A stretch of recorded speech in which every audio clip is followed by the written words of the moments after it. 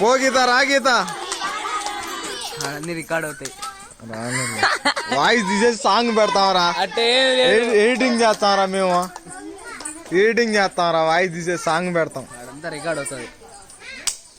ఏం తటరా మీరా? వాళ్ళు పాట మారుతులా, వాళ్ళకి అది ఒక పాటే దొరికింది.